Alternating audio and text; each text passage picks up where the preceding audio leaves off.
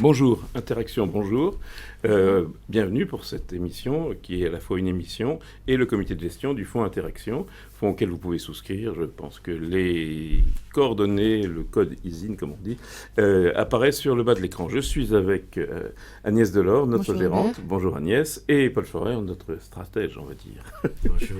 Nous commençons avec les tendances.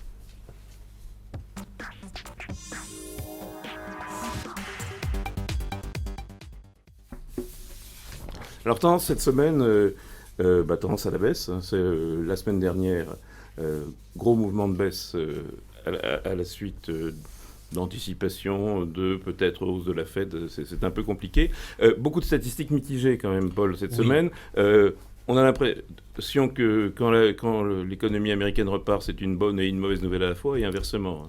En fait, on a eu beaucoup de chiffres qui ont été assez décevants du côté de l'industrie. Et ça a été vrai aux États-Unis, ça a été vrai en Europe. Il y a un ralentissement du côté de l'automobile, en fait. Aux États-Unis. Aux États-Unis. Ça a été acté par les entreprises qui sont partie prenante. Il y a aussi eu, et ça a été un peu la surprise de ces derniers temps, des chiffres qui sont arrivés sur les services qui sont moins bons. Donc en fait, finalement, on se dit que la hausse des taux que l'on attend toujours pour d'ici la fin de l'année aux États-Unis pourrait être reportée à la prochaine Oui, on a bien réunion. l'impression que de toute façon, ça risque d'être plutôt en décembre après les élections présidentielles. Voilà. On va y revenir. C'est un peu ce qu'on avait dit. Oui, c'est ce qu'on avait dit. Et le focus va donc se porter sur les plots, c'est-à-dire les points d'anticipation pour voir en fait quel va être le scénario sur 2017. Alors, Agnès, cette semaine, les indices ont baissé. Hein. Les Européennes baissent de à peu près 3%, un peu moins au Japon, avec en revanche une bourse américaine qui se tient bien, portée par la plus grande capitalisation mondiale, par les 12,5% de hausse d'Apple. C'est extraordinaire. Oui, tout à fait. Mais comme on disait depuis un certain temps, on disait que ce marché doit corriger, puisqu'il avait pris pratiquement 5% cet été. Donc voilà, et il ne faut pas oublier que New York, ce soir, c'est les 4 sorcières. Ça devient très technique aussi. C'est le rendez-vous de tout un tas d'options trimestrielles. Et comme on disait, il suffit, si New York casse les 18 000 points, je pense qu'il risque d'y avoir, ou les 17 965, il y aura une accélération un peu plus violente sur ces marchés. Alors on va regarder les variations dont justement du CAC, hein, les valeurs du CAC cette semaine, et assez paradoxalement, si j'ose dire, Valeo, une valeur automobile, est en tête. D'une manière générale, des industriels, hein, Valeo, Air Liquide, Solvay, Peugeot, Sodexo. Et à l'inverse, on y reviendra, Total et Sanofi, donc les deux leaders du marché, pour des raisons différentes, mais aussi fondamentales l'une et l'autre d'ailleurs. Oui, bien sûr, c'est les deux gros poids de l'indice également. Donc quand le marché baisse, on appuie là-dessus. Mais après, Total, je pense que c'est toujours les craintes, notamment avec la baisse de plus de 4% du Brent cette semaine, donc, qui joue là-dessus. Et donc...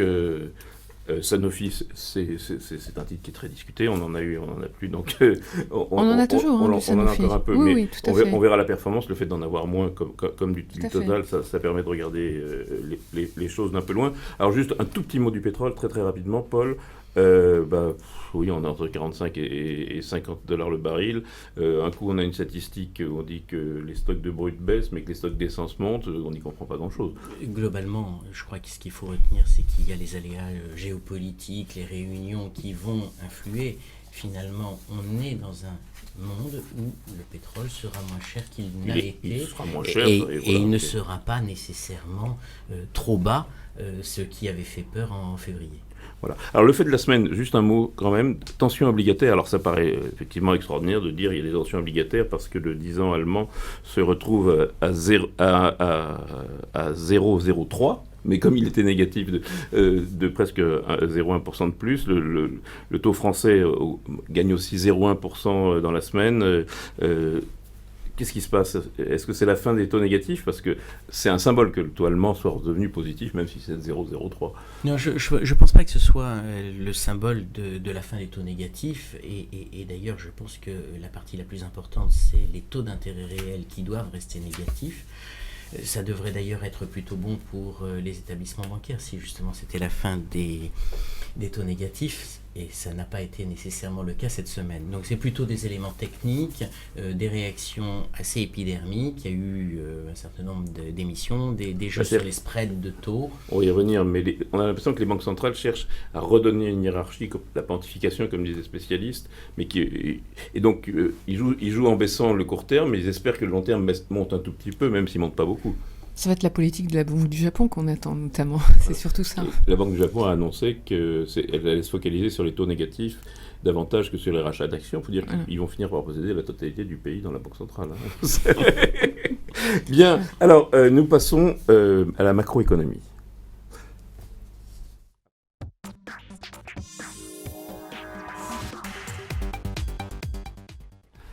Donc un mot, j'ai fait mon petit tour, je fais mon petit tour dans les gestions de la place. J'ai ramené un petit graphique des spécialistes de CPR qui font un point trimestriel assez fouillé.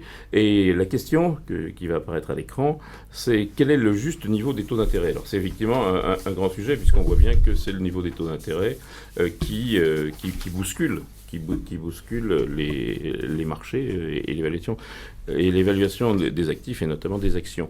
Alors, ce qui est assez amusant, en haut à droite, vous avez la croissance réelle du produit intérieur brut depuis 1990. On voit qu'elle baisse.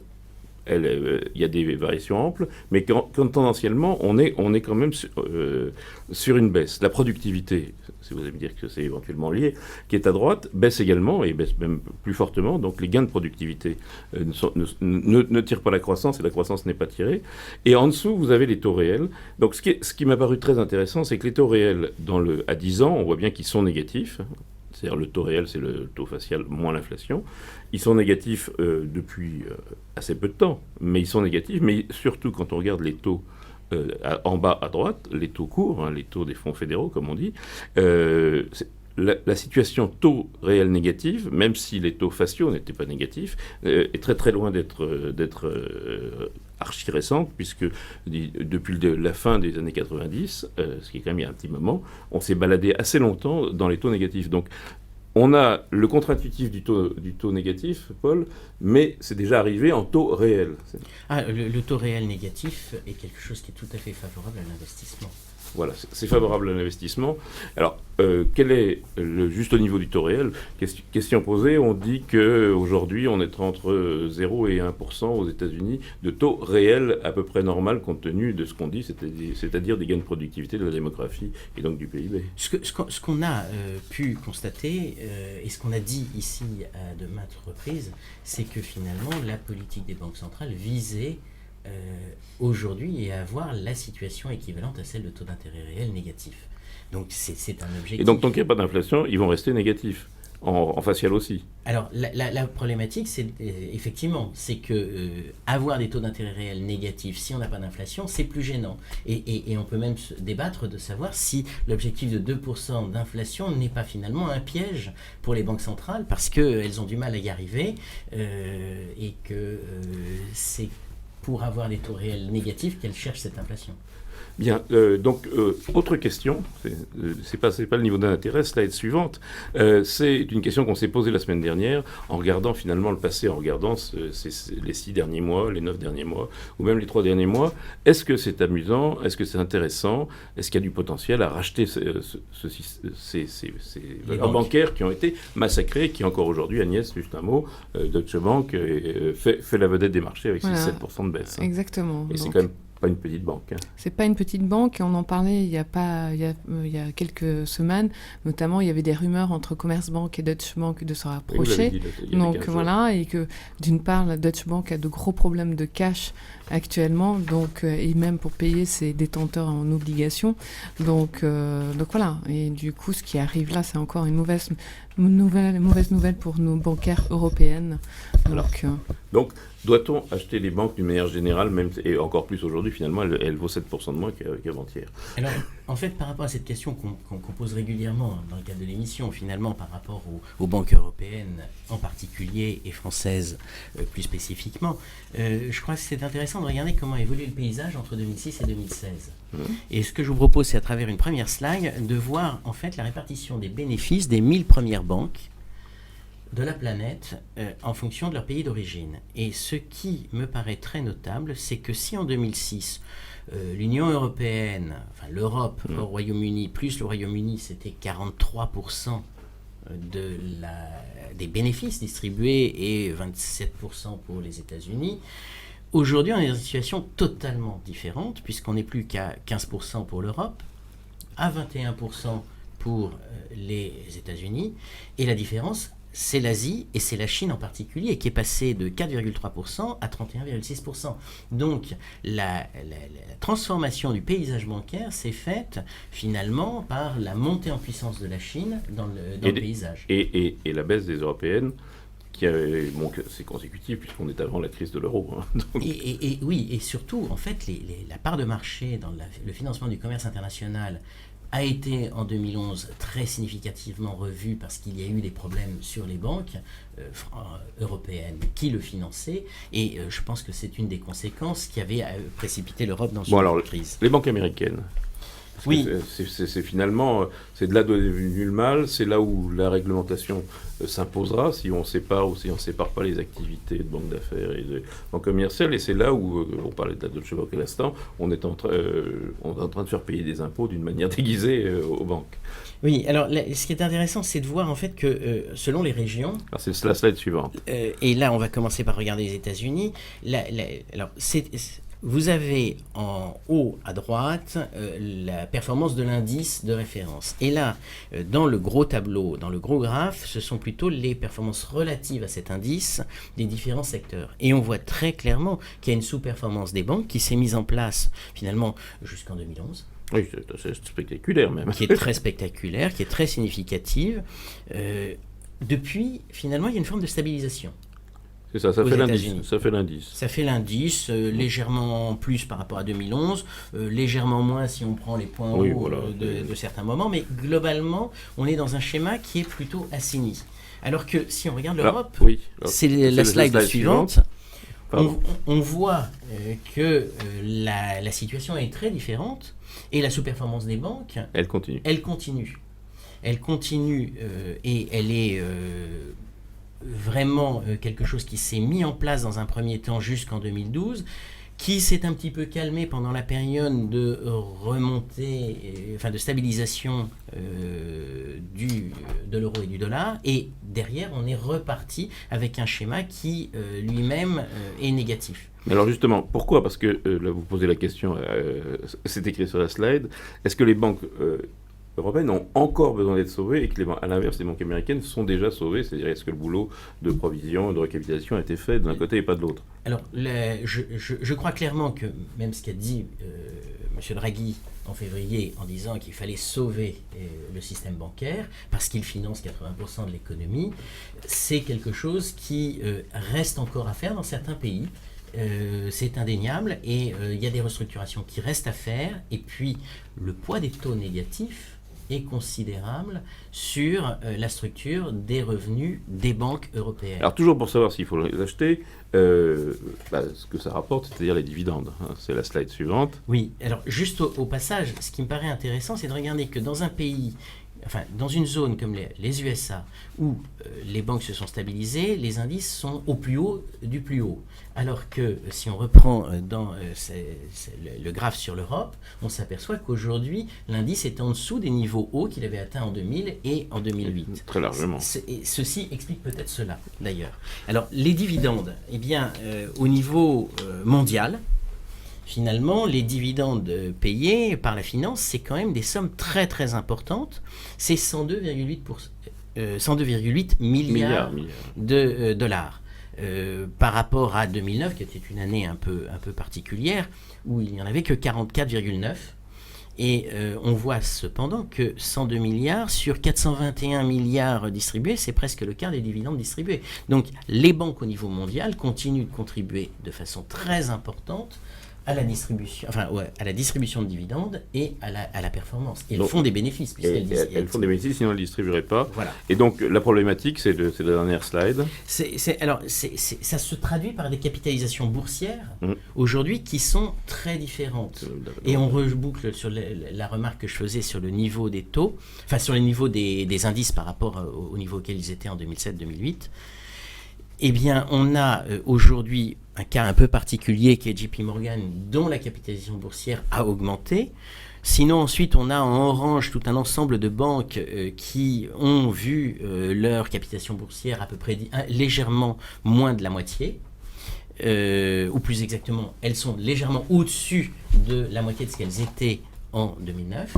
Et il y a des cas un petit peu plus particuliers qui sont bien en dessous. Alors, il y a Morgan Stanley, il y a Crédit Suisse. Et ce qui me paraît intéressant, c'est de regarder Deutsche Bank et Unicredit, parce qu'effectivement, on a deux situations qui sont plutôt très négativement perçues par le marché. Et donc, finalement, je crois que la problématique aujourd'hui, c'est qu'il y a un besoin de concentration et un besoin de restructuration et de traiter le problème des créances douteuses en Allemagne et en Italie. En Allemagne et en Italie, donc dernier point, est-ce que c'est possible? On dit qu'Allemagne plus Italie, on n'est pas loin de 100 milliards quand même d'euros à remettre dans la machine. Alors, pour l'Italie... Oui, un petit 40 et pour l'Allemagne un petit 60 L'affaire peut se traiter en Italie sans trop de problèmes, et c'est il suffit d'une volonté politique, il suffit d'un paysage. Donc, c'est ceci étant le sujet qui est récurrent, que l'on met tout le temps en avant, en disant les banques italiennes sont dans une situation catastrophique, c'est traitable. Le point très important, c'est que s'il y a défaut des banques, alors le retail, c'est-à-dire le client privé, va être affecté, et c'est pour ça que j'ai pointé sur les chiffres de 31 milliards de dettes subordonnées détenues par du retail. C'est pour ça que c'est l'État qui va payer. Mais l'État ne peut pas payer dans le cadre des accords qui... Donc oui, c'est ça veut dire on va donc changer les accords. Où on va organiser les choses, il faut aller rapidement. C'est surtout ça, je crois, qui est important. Et le fait que l'Allemagne arrive dernier derrière, point, c'est un autre sujet. On achète les banques, Nièce? Je pense pas. Je ne pense pas non plus, je vous suis. Alors, rapidement, les indicateurs de la semaine, avec deux indicateurs qui baissent. Hein. Il y en a un qui passe dans le rouge, qui est le stress de refinancement, et un qui passe de vert à l'orange, qui est la version risque. Effectivement, on a vu une hausse de ces indices de la peur qui sont liés en fait à l'incertitude sur ce que va faire la Réserve fédérale. Nous avions pointé la semaine dernière la volatilité. On disait qu'elle était particulièrement basse, que ça nous troublait un peu et que ça pouvait générer des réactions. Donc elle s'est réveillée. On les a. Alors juste le stress de refinancement, c'est le graphe que vous nous avez montré. Donc là, c'est violent, puisqu'on passe au rouge. Tout à fait. En fait, c'est vraiment des situations... c'est toute cette problématique autour de la Banque centrale, tout ce jeu politique autour de la Banque centrale qui certainement participe à créer une forme d'insécurité et de trouble qui est de nature, s'il y a des accidents, effectivement, à les amplifier. C'est ce point qui est important. Mais pour le moment, il n'y en a pas. Pour l'instant, et pour le moment, on a des banques centrales quand même très à la manœuvre, comme on a dit, pour éviter les accidents. Tout à fait. Mais elles resteront toujours, de toute façon, très à la manœuvre. Performance, maintenant. Nous passons à la performance.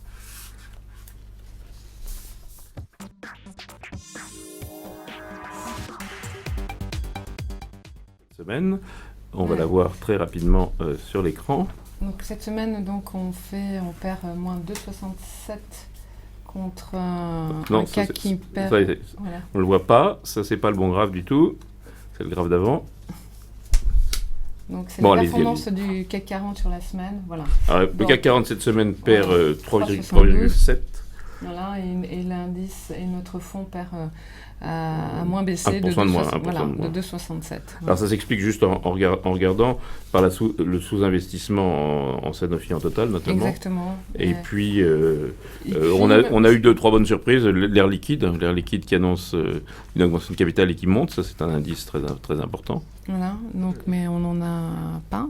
On n'a pas? Non. Ah pardon, on n'en a pas, excusez-moi, non. On l'avait vendu notamment aux alentours de 92. Bon, mais on a eu Zodiac. Bon, alors passons, donc la performance est le même. Parce que ça marche pas ce truc-là. Donc, et du coup, c'est pas le bon graphe. Voilà, et on va passer sur la performance du portefeuille Interaction. Du portefeuille Interaction. Avec les titres. Voilà. Donc, Alors voilà, on voit là où on a creusé notre écart, notamment c'est surtout parce que les financières, on en a moins que notre indice de référence, c'est là où on creuse notre écart. Et nous avons également, comme vous le disiez, sur les cycliques, donc, qui ont perdu 0,83 et que nous, on en a perdu que 0,62. Mais on gagne pratiquement d'ailleurs sur toutes... On fait l'écart sur presque tout, oui. Alors on va le regarder valeur par valeur, c'est le graphe que je commentais mais que je ne voyais pas. C'est qui est le suivant. Donc effectivement les bonnes surprises qu'on a eues, c'est d'abord Zodiac, on en parle toutes les semaines, mais la semaine dernière Profit Warning et ça avait monté, et cette semaine publication bien reçue, et puis la perspective d'un super contrat avec Emirates. Oui, exactement. Donc, du coup, on a vu une hausse de son chiffre d'affaires de plus de 5%. Puis surtout, il ne faut pas oublier la bonne nouvelle, notamment, c'est la branche sur son activité sur les fauteuils qui a énormément souffert l'année dernière et en début du premier semestre également sur de nombreux retards par le passé, il commence à résorber tout ce retard-là. Donc voilà. Ça, c'est une bonne nouvelle. En revanche... Dans les performances négatives, donc on a parlé de Total, on a parlé de Sanofi, donc ça c'est les grosses, mais on a le luxe qui a morflé derrière une publication de Richemont et même publication d'Hermès un peu, et donc on a du LVMH, nous. Donc oui, Hermès qui suite à la publication de Richemont a annoncé qu'ils ne pouvaient plus maintenir leurs résultats de 2016 pour les années à venir. Donc du coup, le marché a sanctionné ces titres-là. Hermès a perdu pour une fois 8%. Donc en une séance. Donc, voilà. Mais quoi, LVMH, Kering, Kering a très bien, Kering a très bien résisté. Un peu moins, alors que Prada a énormément souffert, mais exactement. Pas. Donc voilà, on avait plus diversifié. Mais on a quand même un changement. On voit bien L'Oréal, peut-être un accrochage aux États-Unis aussi juridique, mais on voit bien tout ce secteur-là, on va y revenir, et morphe quand même beaucoup plus que. C'est normal, c'est des valeurs qui ont monté de plus de 20% sur cet été, comme on disait. C'est des valeurs chères, mais. Tout le cyclique a sous-performé, et notamment, comme on le disait plusieurs fois, on reste sur nos défensives qui n'ont pas fait grand-chose cet été. Mais qui font toujours pas grand-chose. Non, vous exagérez un peu. Bon, on y vient. Passons à la gestion.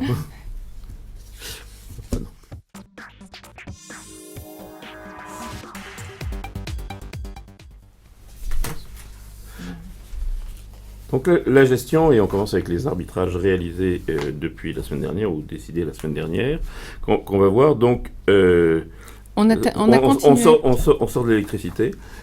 Oui, alors on est sorti de notre dossier EDF, c'est-à-dire on a profité quand même par rapport à son parcours chaotique, mais sur le rebond quand même, elle avait fait un joli rebond cet été, donc ça a réduit, si vous voulez, un peu nos pertes. C'est un dossier très compliqué, voilà ce qu'on va dire. Donc du coup, on est sorti de tout le secteur. Et d'Engie, donc Engie également, qui est le même secteur.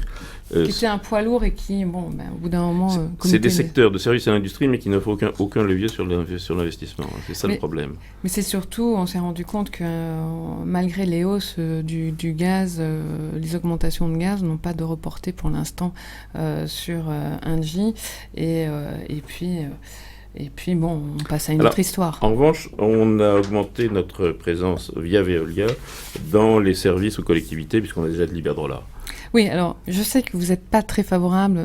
Veolia, à ce concept-là en général, je pense que ce concept-là, et pourtant, Veolia c'est un concept qui a été très très bon, et Veolia, c'est super, ils gèrent, et ils font des gains de gestion, mais je pense qu'aujourd'hui, il faut aller chercher du chiffre d'affaires, donc plutôt, c'est pas pour ça que Veolia, mais Veolia, on oublie, il y a une résilience sur les marges, et ça, c'est notre driver, notamment, et ils sont en train de se développer. Oui, il y a marge, je suis d'accord, il y a résilience sur les marges, il y a très bonne gestion, mais il n'y a pas d'effet de levier sur ce qui se passe en ce moment, c'est-à-dire l'augmentation qui va être très importante des budgets d'investissement. Mais je pense qu'ils vont chercher du développement à l'international, on vient de le voir.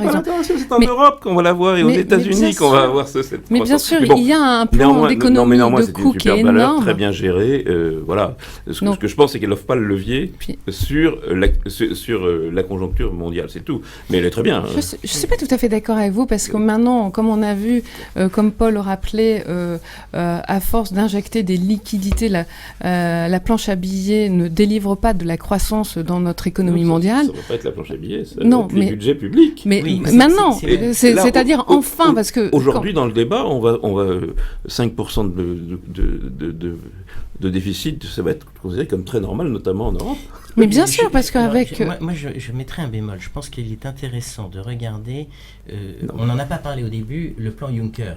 Il va doubler de taille. Mais surtout qu'ils n'ont rien fait, c'était promis il y a plusieurs mois et rien n'a été fait surtout. C'est ça. Rien n'a été fait, pas tout à fait. Il y a des choses qui ont avancé depuis, mais c'est pour faire écho aussi à ce qu'on a dit début août dans l'émission où on parlait du projet présenté par Hillary Clinton aux États-Unis. Et on voit bien qu'en fait, on est en train de voir naître une autre façon de financer les infrastructures. Une partie par le biais de financement traditionnel ou de garanties apportées dans des banques spécialisées, et une partie qui fait appel à l'épargne publique et qui va délivrer un, c'est-à-dire que rendement l'épargne publique, elle est formidable, puisqu'à partir du moment où les banques centrales achètent les obligations d'État, il faut bien qu'elle aille quelque part, surtout en Europe. Bon, toujours est-il qu'on a du Veolia et de l'Iberdrola. Donc voilà. Donc on va regarder le portefeuille et puis on va passer à la gestion en regardant justement le portefeuille lui-même. Non, pas ça du tout. Voilà. On passe à la gestion, mais c'est pas. Donc on passe à la gestion. Alors. Oui, d'autre part, juste pour la gestion également, on a continué à alléger notamment notre indice, l'indice hors CAC. Donc, une petite remarque, donc on a, si vous voulez, fin de la semaine dernière, on a augmenté quand même notre poids de liquidité, parce que comme on le disait depuis un certain temps, on s'attendait à une correction du marché, donc on a augmenté notre poids de liquidité de 4%. Voilà, donc ça nous donne des marges. Voilà, ça nous donne des marges. Des marges de manœuvre. Ouais. Alors, quand on regarde les évolutions, notamment de la semaine, et même du mois surtout, on voit, la question c'est le cycle par rapport aux valeurs internationales, encore une fois, Hermès, LVMH, Danone, c'est un mauvais mood. Hein. Danone, on révise en baisse la croissance dans l'eau, on révise la croissance dans plein de choses. Et à l'inverse, on a du Lafarge, que vous aimez bien, je sais même plus que moi, ou du Hermès, ou de l'Air Liquide qu'on retrouve en haut. Donc, Arkema, etc. Donc, est-ce que, finalement, il vaut mieux être quand même sur plus de l'industriel que les grandes valeurs internationales qui, comme vous dites, sont chères. C'est ça aussi le problème, c'est que L'Oréal, pourquoi L'Oréal se casse la figure un peu, c'est parce que c'est très cher, c'est surtout pour ça. Oui, mais c'est surtout, on cherche de plus en plus notamment de plus en plus sur l'industrie, et on cherche surtout toutes les sociétés industrielles qui cherchent notamment à racheter des sociétés, des fusions, futures fusions, futures acquisitions, et qui ont énormément de cash, et notamment on le voit surtout au travers, il n'y a pas que les industriels, mais c'est surtout dans le secteur des technologies. Donc, et ça, c'est depuis 2014, elles ont su prendre le virage, notamment, on le voit au travers d'Alten, Atos, donc, et Altran. Donc, c'est des boîtes qu'on a. Non, mais on est très présent dans ce secteur, qui est le secteur qui, en plus, sert les gains de productivité. Mais c'est le peu qu'on a, ils viennent de là. À délivrer de la croissance. Du coup, voilà, et d'augmenter leur... Mais il faut évidemment un moment qu'il y ait de la consommation, si j'ose dire, donc de l'investissement. Et c'est bien, on met en face d'un re-rating à la baisse des Stylor, de L'Oréal, de Danone, de Nestlé, tu sais quoi, en face d'un re-rating de valeurs un peu... y compris Lafarge, donc des super cycliques. Hein, oui, mais... Et donc, on a un basculement des portefeuilles, des performances, en tout cas, c'est ce qu'on note. Hein, c'est la question que je poserais. Voilà. Oui, mais on le voit notamment parce qu'on sait un peu tout ce qui est des secteurs qui étaient oubliés, qui a été fortement pénalisé, notamment le secteur de la construction. On voit aussi le secteur de l'automobile. Donc, indirectement, nous, par nos titres, que notamment Infineon, qui est très exposé dans l'activité équipement automobile. On a deux, on a Michelin. Hein, exactement. On n'est pas absent. On n'est pas sur le super levier, mais on n'est pas absent. Voilà, ces deux secteurs qui ont été pendant les 4 dernières années, qui ont été bien massacrés et avec plus de budget et plutôt ça a été des restrictions de coûts. Alors, on est bourré de fric, comme on l'a dit, puisqu'on a plein de cash. Donc, premièrement, rapidement, donc L'Air Liquide, encore une fois, on n'en a plus, mais il y a une indication, c'est quand on fait oui, mais quand on fait une augmentation de capital pour faire une croissance externe aujourd'hui et qu'on monte, c'est que les gens achètent ce truc-là. Alors ce qui est vrai, c'est que Air Liquide a aussi bénéficié des problèmes de son concurrent qui est Linde.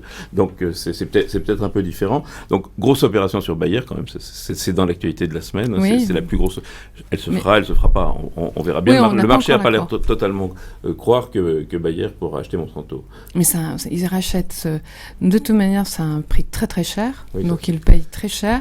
Et donc là-dessus, je pense que Bayer paye cher, notamment pour s'assurer quand même le quart du marché mondial des semences, et c'est-à-dire on va être dans un environnement trop concentré ou plus de concurrence. C'est pour ça qu'est-ce que ça se fera, on n'en sait rien. Alors Safran, on n'en a pas, mais Safran, pardon. On en a. Donc annonce la vente de la fameuse filiale Morpho. Exactement, mais c'est la politique de Safran de toute manière depuis 2-3 ans où ils ont annoncé. Et donc on va y arriver. De céder des filiales. C'est entre 2 milliards et 2,5 milliards d'euros. Donc ils le vendent à un bon moment et je pense qu'ils vendent à un très bon prix.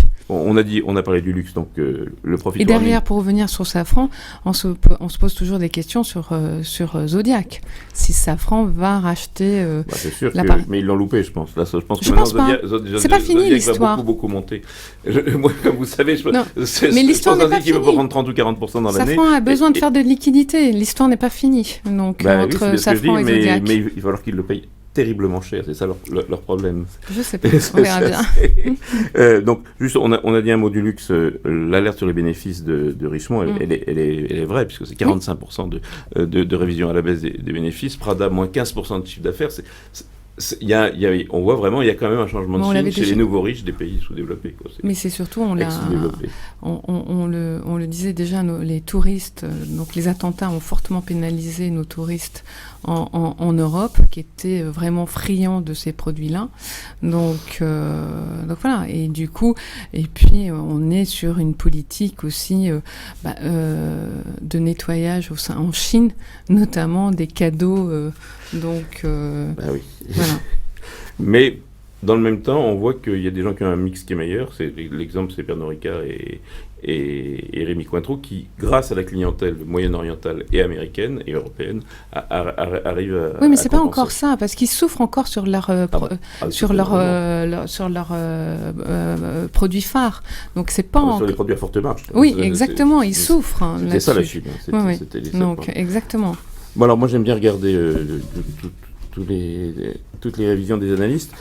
On est dans l'industrie. Siemens, on en a, Agnès. Oui, on en a. On est très contents. Donc, et du coup, il est question qui vendent notamment, c'est la partie, la branche santé, notamment de Siemens, qui a. Donc, ça est devenu accessoire. Voilà, et qui est quand même numéro mondial de l'imagerie médicale. Cette division va se relancer dans tout ce qui est fusion et acquisition et qui est mal valorisé au sein de la structure de Siemens. Donc ça c'est une bonne chose. Donc et on en a deux et quelques. Oui, entre Siemens et Alstom, je sais que je préfère Alstom, mais entre Siemens et Alstom, on est quand même sur ce secteur. Hein. Oui, tout à fait. C'est un secteur d'investissement. C'est bien évident, Alstom a fait l'actualité, mais c'est un débat politique et un peu incompréhensible et neutre pour l'action. Hein.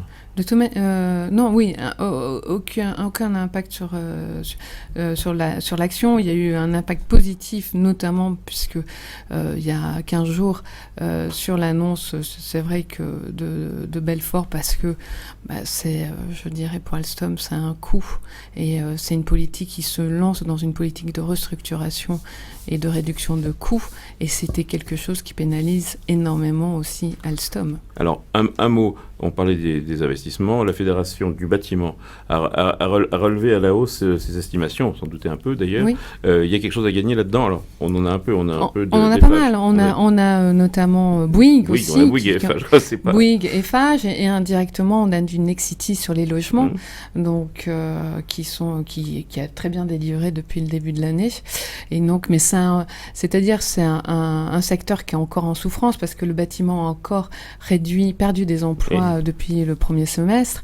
Mais bon, alors il y a une période électorale. On a l'impression qu'on touche où il y a. Voilà. Donc, mais comme on le disait depuis un an, on disait c'est un secteur où on a énormément investi, qui est fort représenté dans notre fonds et qui commence à bien délivrer. Mais l'histoire n'est pas finie. Notamment, je pense à Bouygues, qui n'a pas délivré actuellement parce qu'on juge Bouygues comme par Bouygues Télécom. Oui, mais Bouygues, c'est Colas. Donc voilà.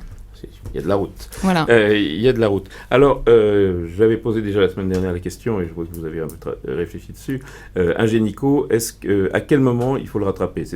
Moi, autant je suis réservé sur Gemalto, autant je pense qu'Ingenico a été sanctionné de manière un peu excessive sur le marché, mais effectivement, c'est quel jour on le rattrape. Oui, dans ce secteur-là, on a par ailleurs un investissement. Voilà, et j'avais travaillé sur ce secteur-là parce que j'avais fait une étude et je l'avais présentée à cette émission en décembre 2015, et notamment en disant que le secteur des paiements électroniques était en forte croissance. On avait de l'Ingenico et on a vendu ce titre-là, notamment fin de l'année dernière. Parce qu'il était cher.